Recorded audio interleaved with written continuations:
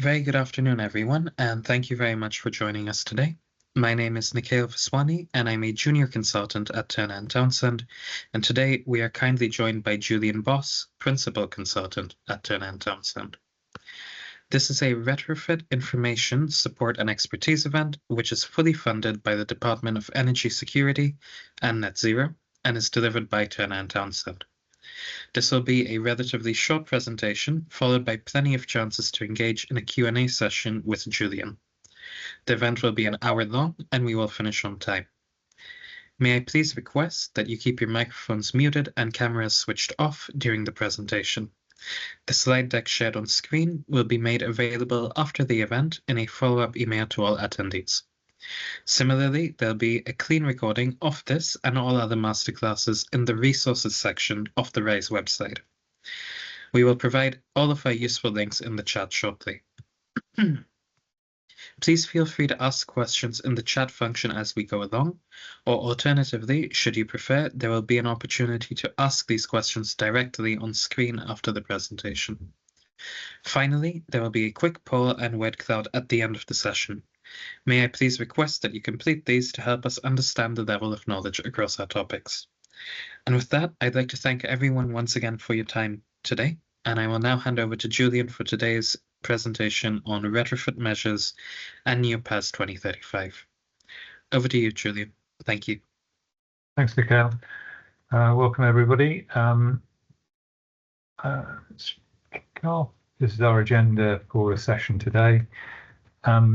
So yeah, just intro to what PAS is, summary of the changes with the new PAS,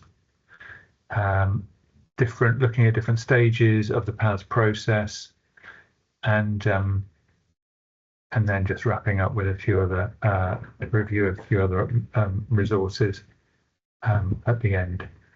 So I'll kick off. This is just a quick summary of the two warm homes funding streams that are available at the moment. So we've got Warm Homes Local Grant and Warm Homes Social Housing Fund. These are both government funded schemes, and they will be delivered by local authorities, combined authorities, registered providers, social housing, and registered charities who own their own social housing. Eligible properties are EPC ratings D and below, and the aim is to support the delivery of energy performance upgrades and low carbon heating.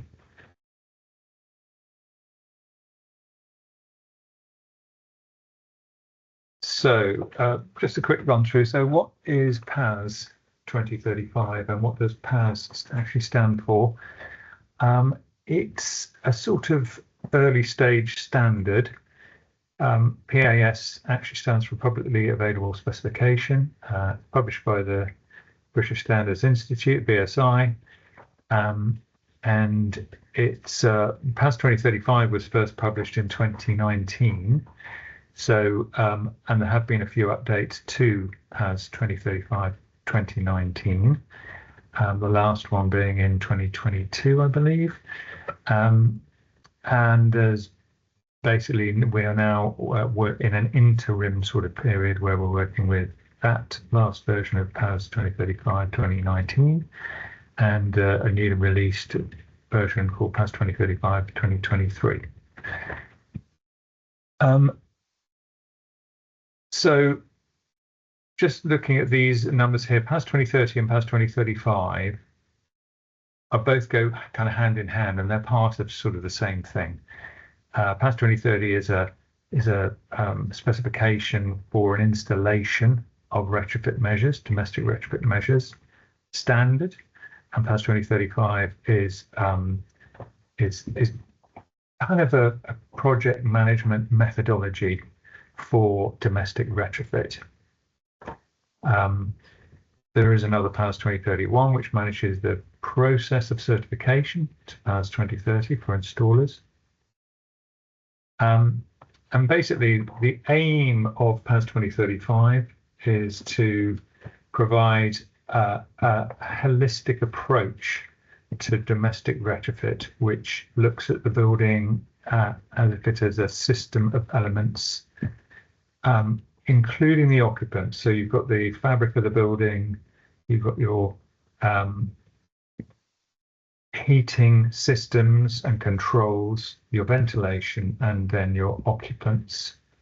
And it's occupants that use energy, not buildings, as someone famously said many years ago. And basically the PAS 2035 looks at that from a risk management perspective. So it's trying to understand or minimize the risk of delivery of a whole house fabric first based retrofit. There is what's called a transition period, whereby this is referring to basically the transfer from the old PAS 2035 2019 with the last update up to basically the fully integrated use of the latest version of the PAS. And that date, 30th of March 2025, is the kind of cut-off date, if you like, when you will no longer be able to do any projects using the old PAS. You can will only be able to use the 2023 version. So right now you are allowed on publicly funded retrofit and anything else which is requiring the implementation of PAS to use the older version or the latest 2023 version. Actually, I should mention, just going back to that slide, I should mention that the thing to bear in mind with the two different versions, as in the 2019 version or the 2023 version, is that whichever one you are using, you also need to, you can't mix and match. You can't be using installers that are certified to PAS 2035, 2023 on a project which is being project managed using PAS 2035, 2019. So you mustn't mix up the elements of the two versions. Whatever version you are using, you need to be using other people, installers, assessors, everybody who is working to that same standard and certified to the same standard.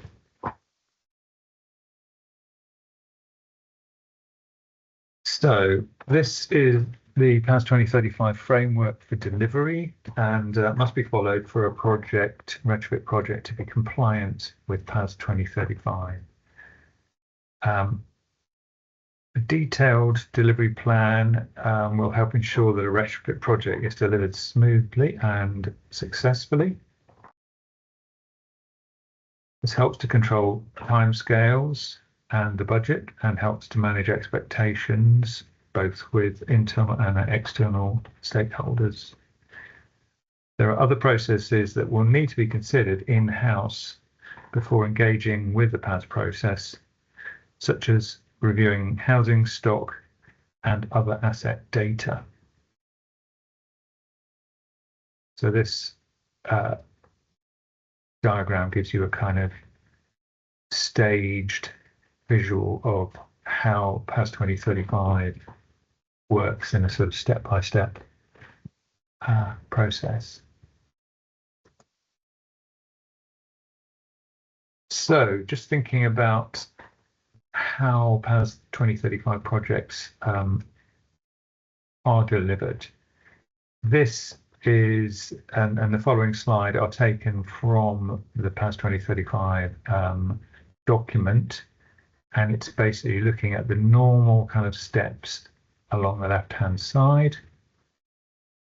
and then any additional or changes to that process depending on these slight differences in terms of the building, whether it's a kind of listed, traditional, protected building, if it's high rise, above 11 meters tall, or if it's a system build, and any other further requirements. So this just gives you a kind of quick visual about the sort of things that you need to be thinking about and addressing, depending on if you have buildings which fall into these categories, as well as obviously the standard categories as well.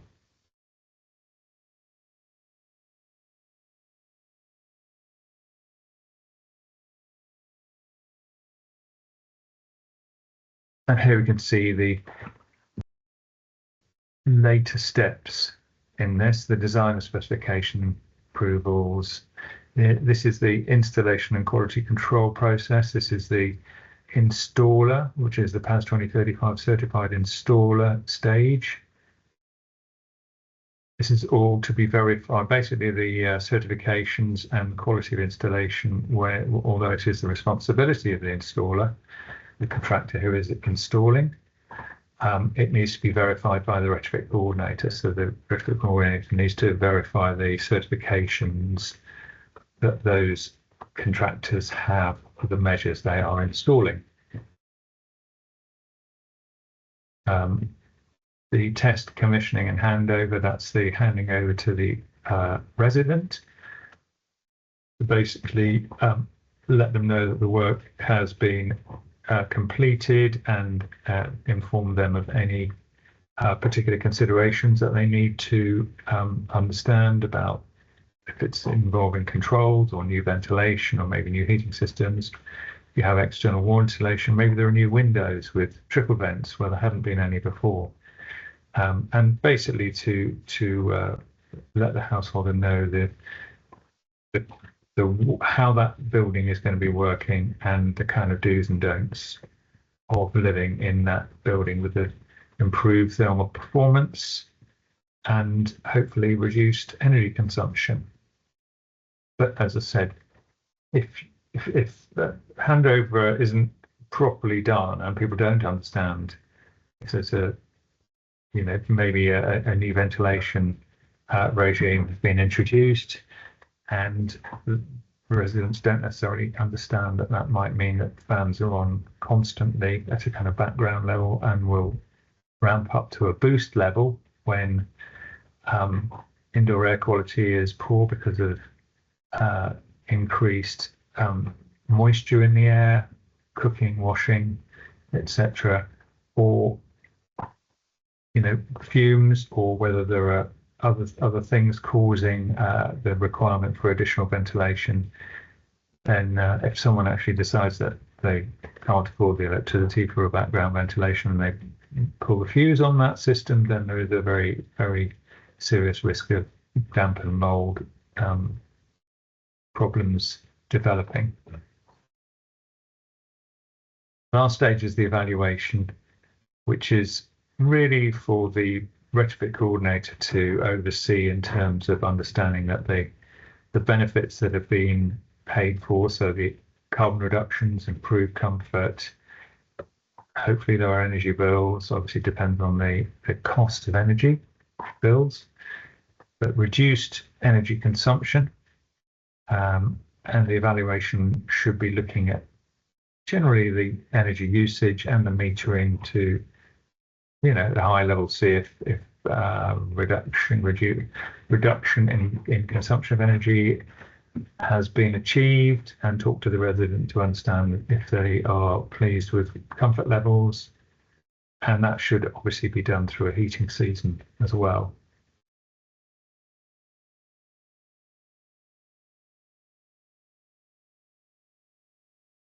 This is just a summary of the changes that have been introduced with the new PAS 2035-2023 version.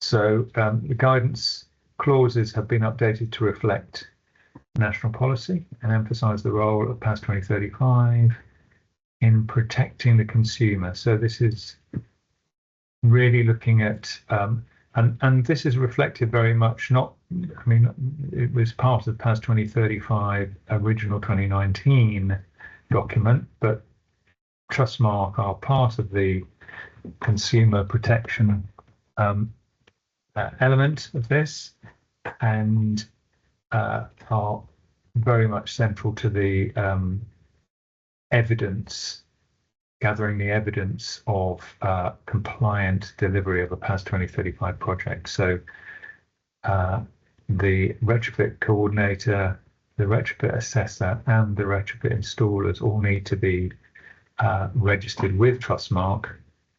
And as the improvements to the property are delivered, the evidence of that is then uploaded to the Trustmark data warehouse to evidence that compliant retrofit has taken place. There's a change of emphasis from measures-based retrofit to whole dwelling retrofit, including more reference to a main contractor in terms of responsibility for delivery of that, but then very much referring to the medium-term improvement plan, this is very much looking at how what measures can be delivered to that property for a whole house retrofit, and how you would do that in stages depending on finance, funding, etc. The removal of the risk pathway. So in the 2019 version, there were risk pathways A, B, and C, A being the lowest risk and C being the highest risk. And each of those risk pathways carried a certain level of assessment and professional involvement. But the latest version is assuming one risk pathway for all, and additional qualifications are required if certain high-risk buildings are being retrofitted. So if we're looking at historic buildings possibly listed or of national significance, etc., you would need very much a specific qualification for the assessor to be working on that project.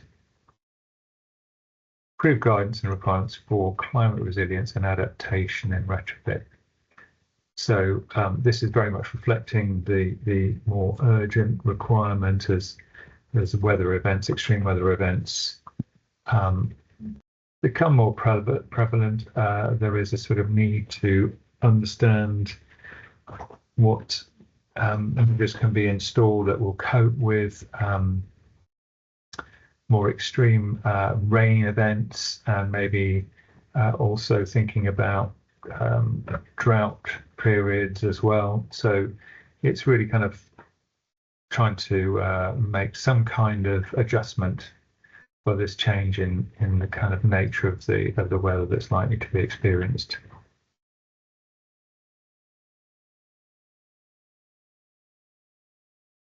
There's a process for distressed replacement of heating appliances. This is reflecting the very common situation whereby, although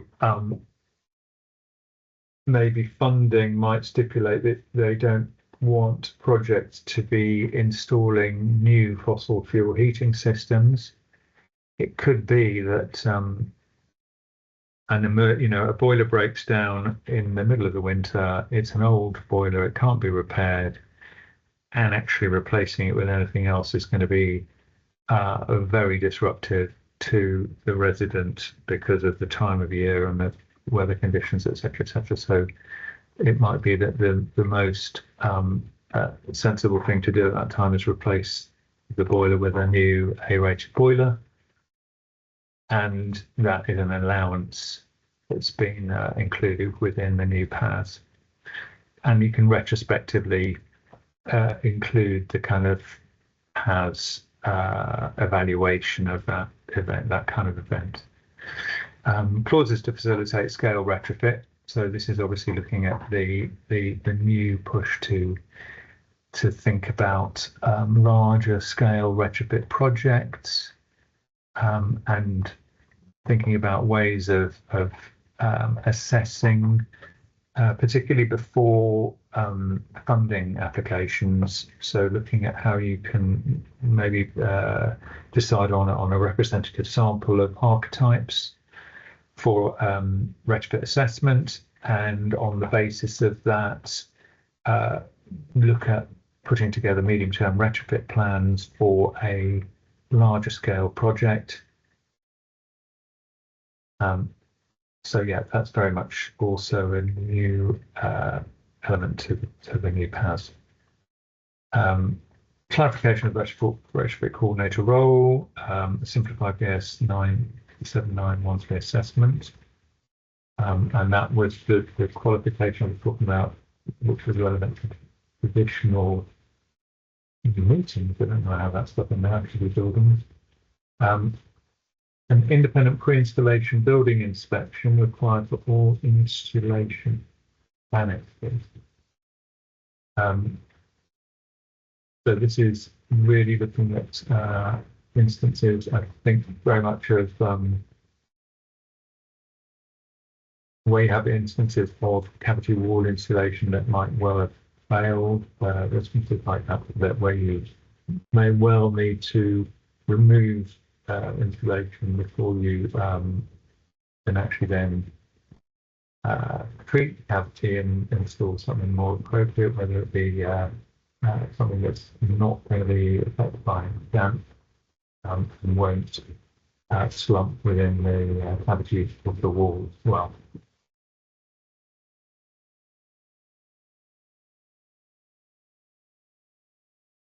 There is an air tightness requirement, which is more to do with an air tightness strategy than it is an air tightness test. Certain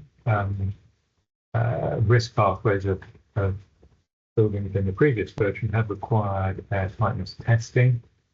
That's no longer the case. It's on a kind of building by building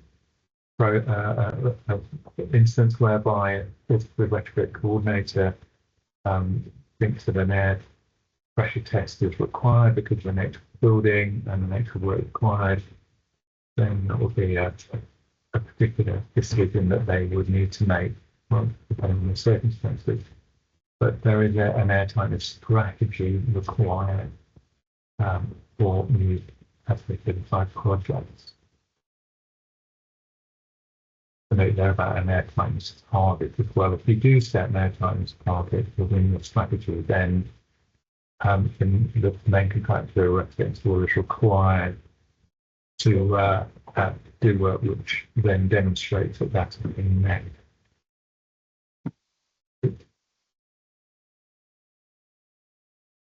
References, monitoring and evaluation plan need to be prepared as part of the medium-term improvement plan. So determine whether that things have been met. And yeah, the requirements and guidance around moisture and building report in line with BS 525 code. Just going back to the risk assessment changes, in the previous version, which this was the last incarnation, 2022 update of that, the very first version. We had Part A, Part B, Part C. Low risk to the basic building assessment. Medium risk was basic plus additional data for an RD sample KHDP model to be created. And then the high risk one was that plus principle for a level 3 assessment and leakage testing and appropriate other testing. That in the new PAS, there was just one testing regime that's recommended for 4, and that's the Part B, which is the basically a kind of retrofit assessment using the RD SAP model, although you can use the data within a PHP.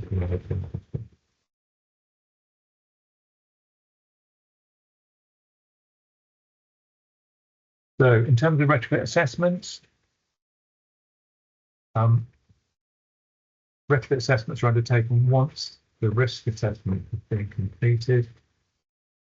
They don't need to be completed prior to a funding application, although as I said, a representative sample of archetypes is generally the way that people, applicants for the warm homes funding will go about this in order to be able to get a good, reliable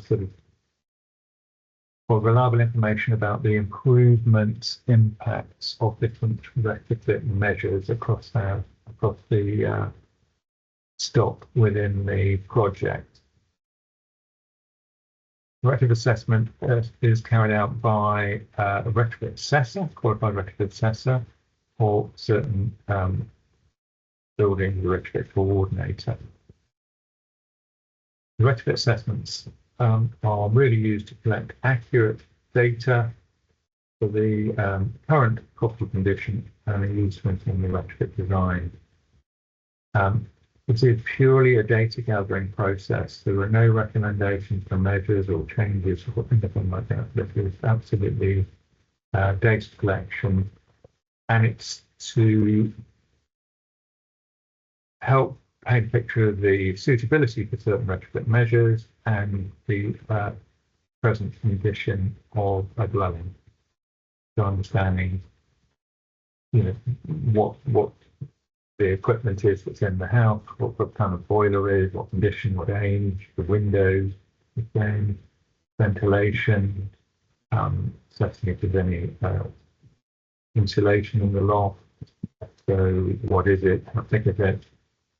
All of that sort of stuff, which you would have been doing for an EPC, where an EPC would make assumptions about occupancy. The retrofit assessment also looks at an occupant assessment, so it's understanding how many people live there, what the level of washing, cooking, energy use, that kind of thing is as well. So it's giving you more detail picture.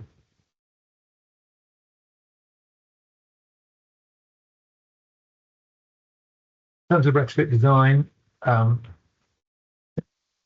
the measures design, the retrofit design document is looking at the measures design and overall design and the site-specific construction details. So very much, the context of the building relative to other buildings around and other structures, etc. Also, be taking into account access and any other restrictions that might be associated with that. Includes a ventilation design and strategy, which would be adequate for the dwelling and for the occupancy. It would include an explanation of intended outcomes, so what the project needs to achieve, and it would specify requirements for testing of the final improved dwelling, like before and after.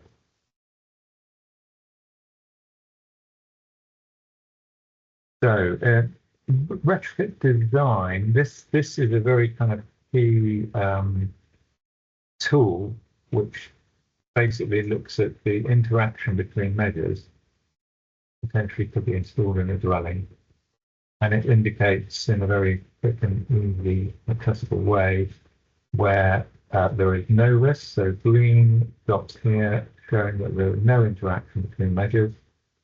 The yellow one, they do connect physically, and they interact in other ways, and the red are completely incompatible. So see here where various combinations of measures are incompatible and those that are very compatible.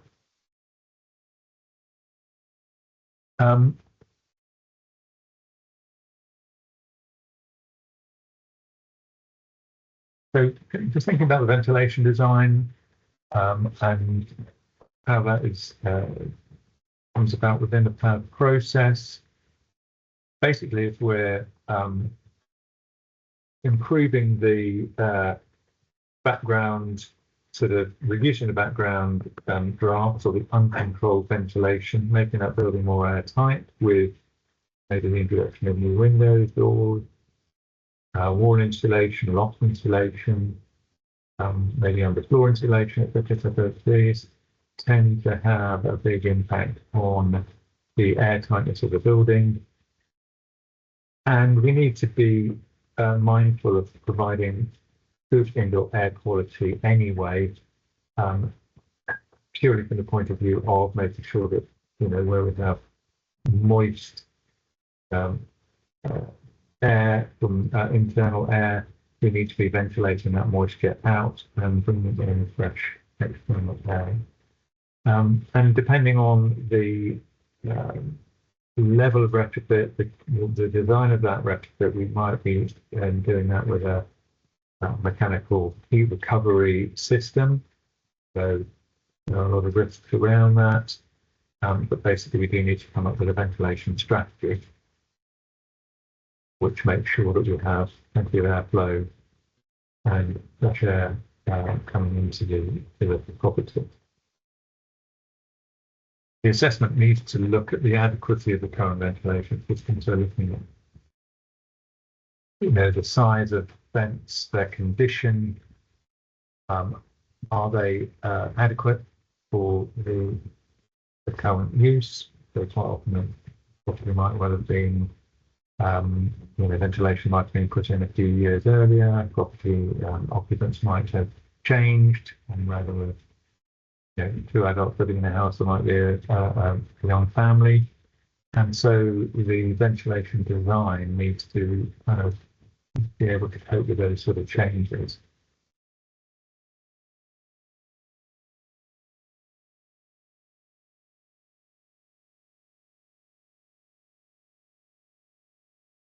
So as I mentioned earlier, any measures that change the air tightness of the property do require consideration in terms of the effect on the ventilation need.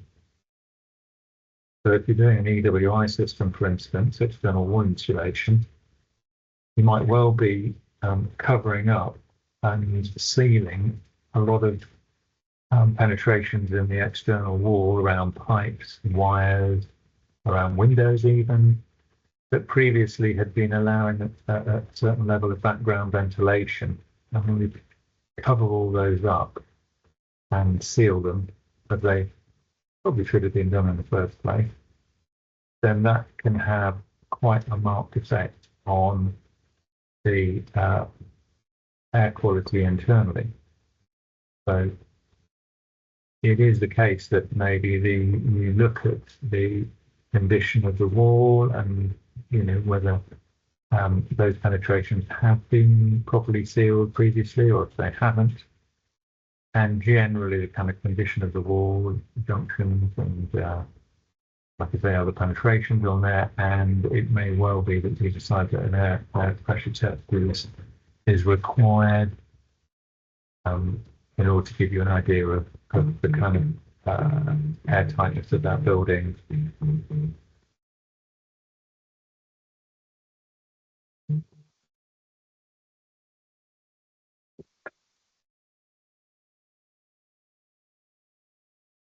So trustmark lodgement, as I mentioned earlier, the PAS 2035 process, being compliant with it does require to have a retrofit coordinator and the retrofit installer and the retrofit assessor actually need to be registered with trustmark, and it's the retrofit coordinator is responsible for making sure that the handover documents are lodged with the data warehouse. And there are quite a few documents in terms of what's required to demonstrate compliance. So that can include, I'm just thinking, include these presentations, and some of them do have a list. I don't think this one does with key documents, but yeah, so you do have the need for uploading quite a bit of information and evidence to basically demonstrate, as I say, compliance. Certificates of installers, current family certificates, the kind of measures that in terms of the PAS 2035 process for assessment, design, medium-term retrofit plan, the measures evaluation, etc., etc. That whole process needs to be demonstrated that it is compliant, and then the installation with certified installers, retrofit coordinator needs to basically sign off on the work that's been done in the proper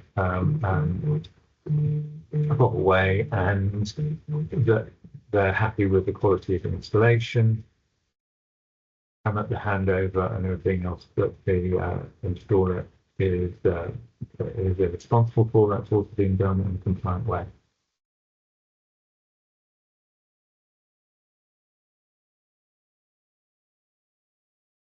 So this just gives the steps for lodgement. So the retrofit coordinator is creating a project within Trustmark's data warehouse. Retrofit assessment is carried out. Consent lodged the assessment, or the retrofit coordinator creator if appropriate. The retrofit assessment accompanied with the RD SAP data is lodged. For project identification, coding generated certain requirements must be met. The effect on the property can be recorded at both section and the project. This is really kind of indicating that any underlying defects have been identified and addressed properly before any further works. Designs must indicate who created them, which measures they cover, and what property defects were addressed.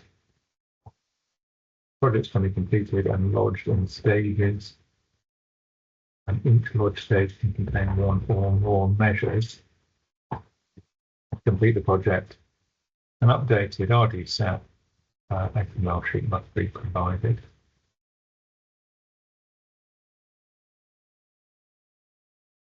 So in terms of the Warm Home Social Housing Fund, Wave 3 funding, which is open for applications at the moment. The eligible measures are basically any energy efficiency and heating measure that's compatible with SAP. And there is a database called the Product Characteristics Database, PCDB, which allows users to search a database where approved products are listed. It's available through that website, and it is updated monthly on the last working day of each month. So that is the place to go to look for those approved measures.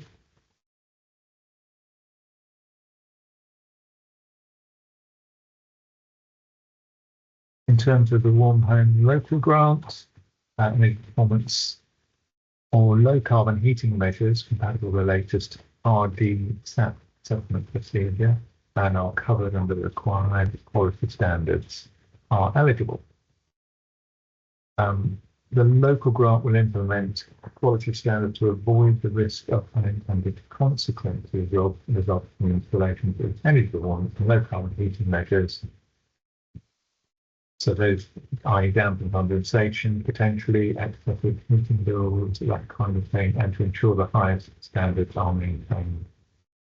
In terms of Plan 2035, 2023, that requires that all energy performance measures are installed by 2023 certified businesses, as I mentioned earlier, and that low carbon heating measures installed by MCS installers. So that's your high efficiency storage heaters and or most likely heat pumps of one variety or another.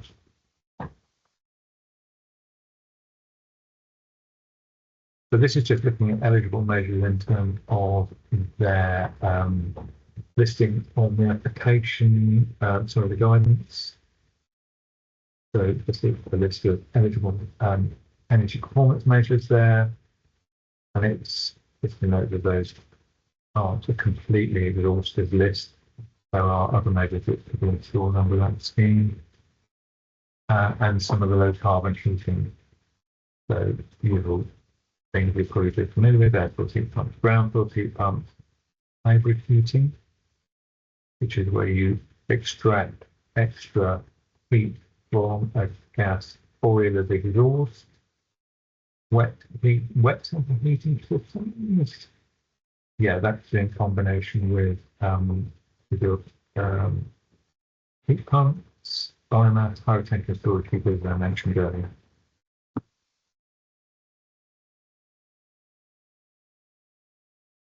So this is just thinking about the RISE resources that if you're working with a team from an applicant, so with a local authority or social housing provider, registered provider, or charity with social housing. The process of RISE support starts with a self-assessment, which you can access through the RISE website. And lastly, just a small sample of some of the upcoming events through the RISE events page. These things coming up in the next week or two. But again, there's lots of other events as well. That the link there on the bottom is where you need to go to see what is coming up. So thank you very much. Hope that's been informative and useful to you. Okay, I'll sort of open for questions now. Thank you very much, Julian. Really appreciate your time and expertise in presenting this really important topic on part of anyone's retrofit journey on measures and the new PAS 2035.